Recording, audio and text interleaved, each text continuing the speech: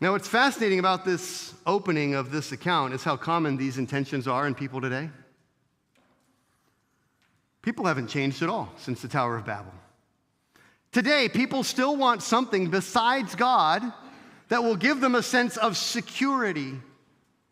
Like the city was to give them a sense of security from impending danger. Or maybe if God were to bring another flood, they would have a tower they could ascend so they could be secure should God bring more judgment.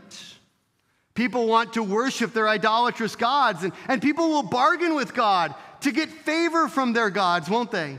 They have the idea of luck or karma. I do good things so that good things happen. God, I will do this if you will do that. And they try to enter into these relationships with God where they try to bribe God or manipulate God to bless them and to take care of them. They think they can obtain security through their own power, through their own efforts, through their own building, through their own religion, through their own worship, through their own wealth, and through their own gods. And people want a name that will outlast them, don't they?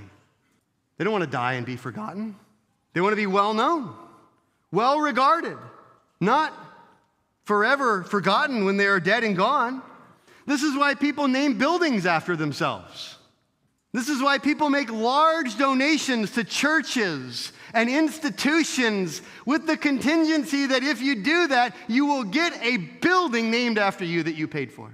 And you will be remembered forever as the patron of this university, the patron of this church, of this institution.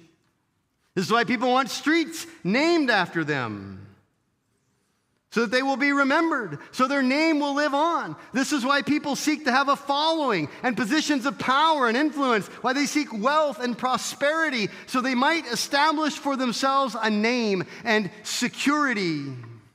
This is especially dangerous, I think, for those that have a platform in ministry and they want a name for themselves. They want to be well regarded by their peers. They want to be thought well of by other pastors, other people in churches. They want to be invited to speak at conferences. They want to be contacted by the publishing houses to have their books published. They want to have a large following on social media. They want to have influence. To what end? To make a name for themselves.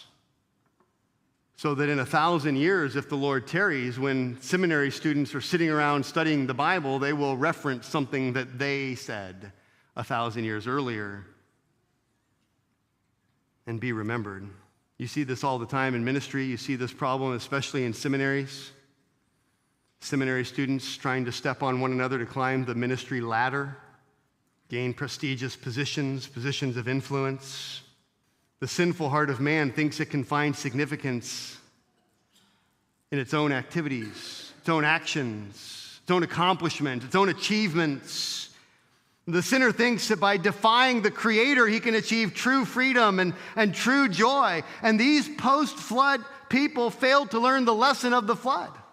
Rather than seeking God and obeying God's will and finding security and significance in God, they sought it in themselves and their own accomplishments, their own achievements, and their own accolades. You know, the times have changed, but the heart of sinful man has not.